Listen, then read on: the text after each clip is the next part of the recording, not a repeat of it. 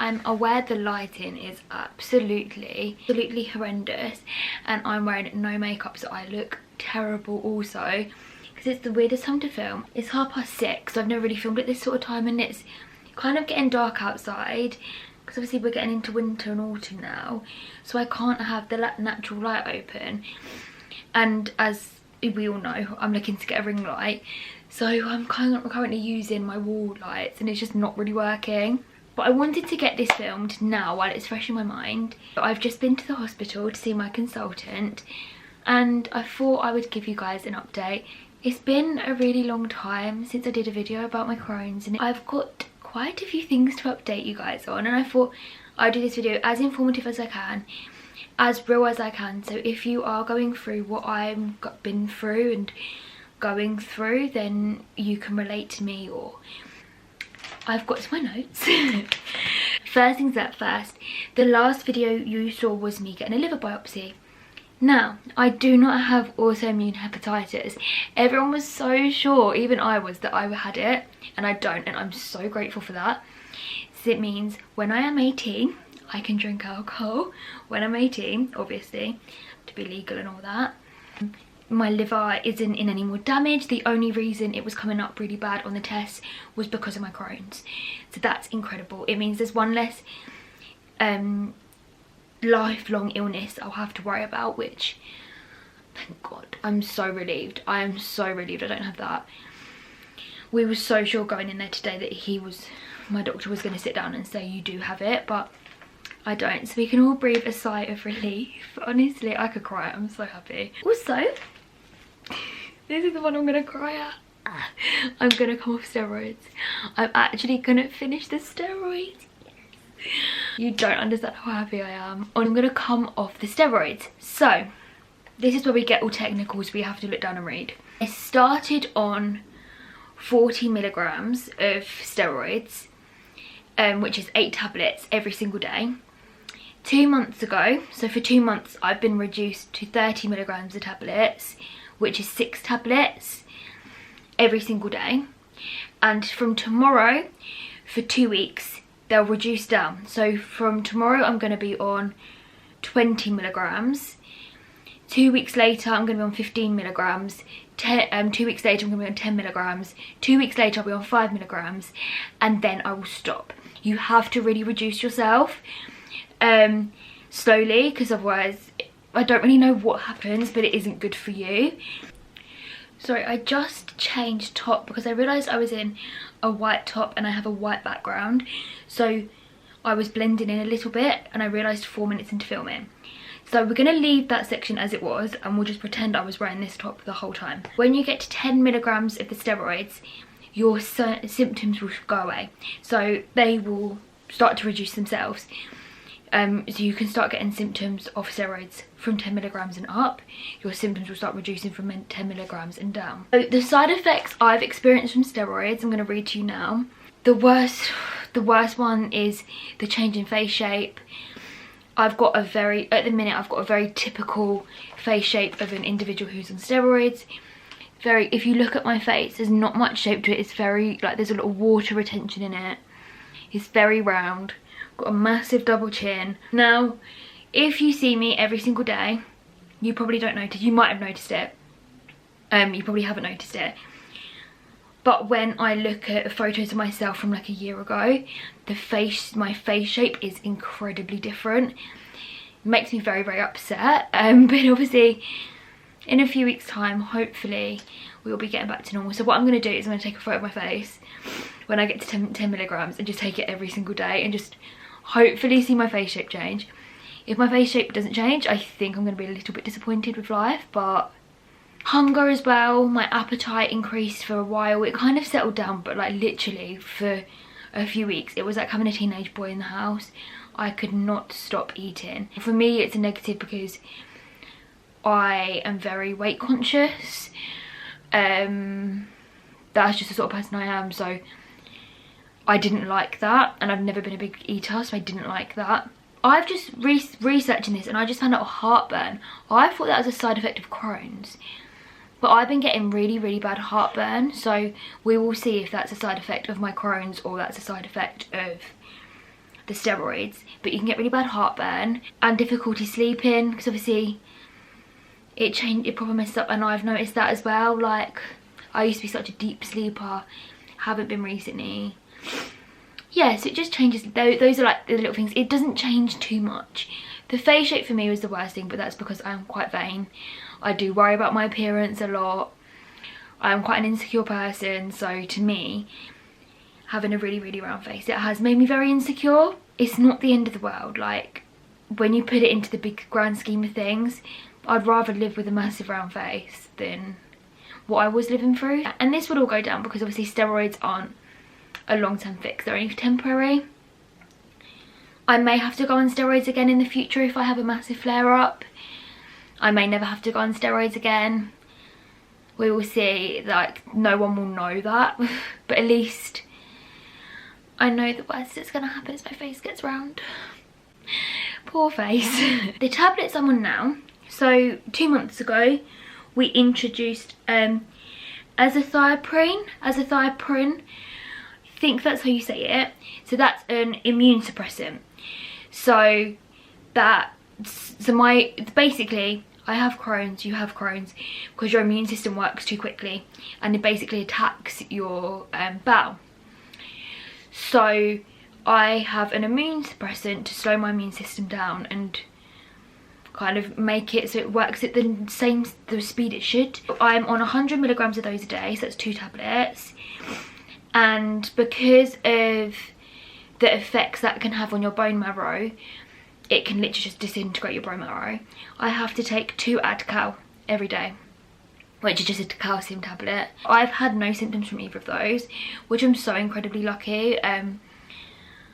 I was told that I could get feverish, I was told that I could be throwing up, I was told so many things that could happen to me on those tablets, and I haven't experienced any of them. I also want to point out that this isn't necessarily common. It's not common for people to, the first medication they try it works. I don't want to scare people if you do have Crohn's or colitis, or any other autoimmune disease. I just want to point out to you it might not be this straightforward. Like, I'm so lucky and so grateful, and I'm very aware of that my body has just responded really well. Some people's don't, so some people will need to try injections, other medication. Obviously you've got the operation route, but that is in like serious cases, and it doesn't mean that just because these work for me now, these will always work for me. All this medication, in case you're not aware, symptoms include, so my symptoms included, I was pooing like 5-6 times a day,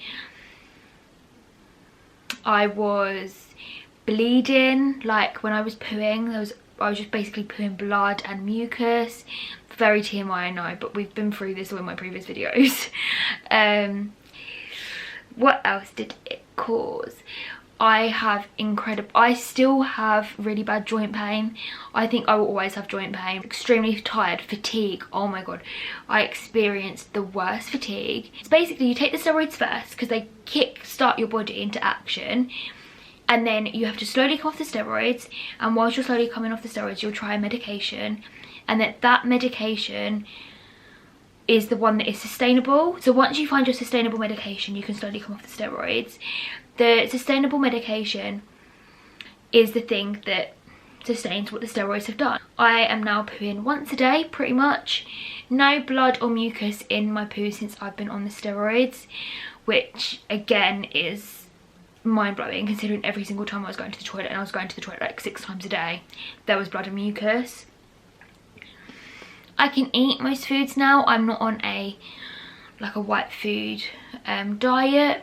I still have to be careful and always will be, but I have an understanding of what foods I can and can't eat. I don't get tired daily, because before I was having like 3-hour naps and then sleeping for 12 hours.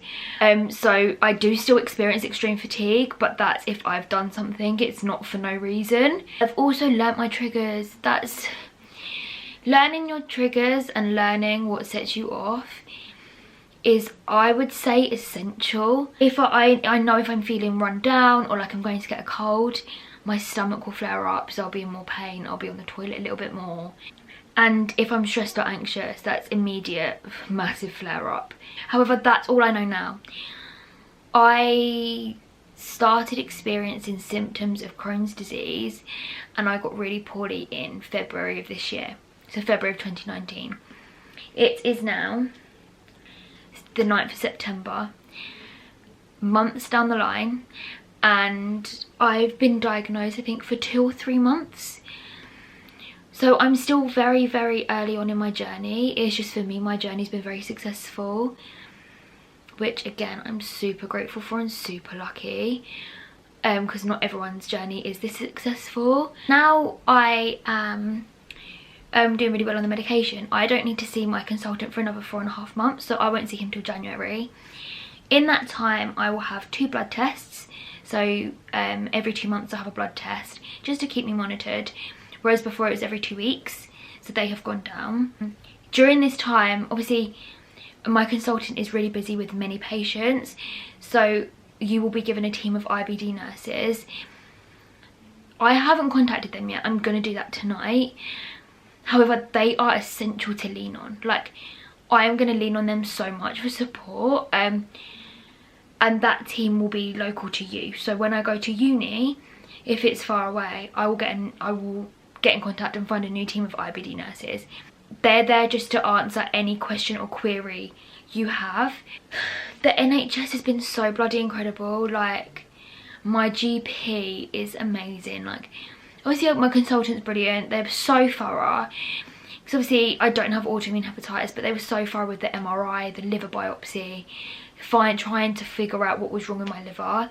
They didn't have to do that because they could have just waited to see if it went back to normal, but they didn't want to do that. Mentally, this is, if you're struggling with a long-term illness and you've just been diagnosed, it's bloody hard. Like, it's bloody hard. Like, to get your head around having something that you're gonna have for the rest of your life is the most confusing, like, thing ever.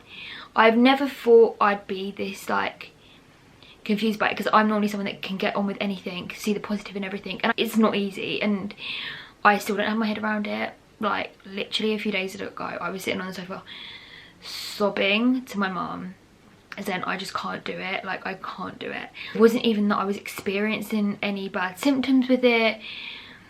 I just didn't feel like I could emotionally cope with the fact that I was going to have something for the rest of my life, and how that was going to impact me in the future. I don't know. I don't know if in a few years time my stomach is going to get really bad again and I'm going to need a stoma. I don't know that.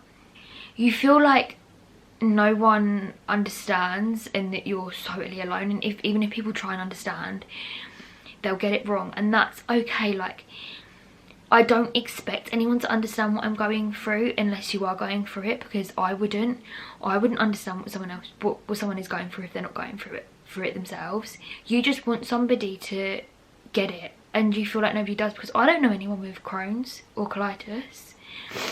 I don't. So, especially my age, like, there's people older but nobody my age, so it's really, really difficult, because my friends don't understand. They're amazingly supportive, and they're so supportive. I don't know how to make myself feel better, so how are they supposed to? They're not. So getting your head around that is really hard. It's scary, and one day you will feel so positive and like you can conquer the world, and the next day you'll feel so defeated, like you can't do anything, like you can't emotionally cope. And to be honest, I still don't think I'm emotionally coping. Like, I really don't feel like, I feel like I'm coping today, but that's because I've had a really positive meeting with my consultant. But tomorrow I might not feel like this, or in a few days time I'll probably feel like I can't cope. I wasn't going to talk about this in this video, but I think I'm going to. When I was really poorly at the beginning of the year, it was really scary, and we thought at one point it was something more scary. Like, we thought it was something really scary and life-threatening. And I was in agony. Like, I've never felt pain like it. And then obviously we found out it was probably an IBD, and then that comes with its own things until you're on treatment. I keep on getting like flashbacks. It's almost like a PTSD. Well, it's what I'd imagine PTSD to be like.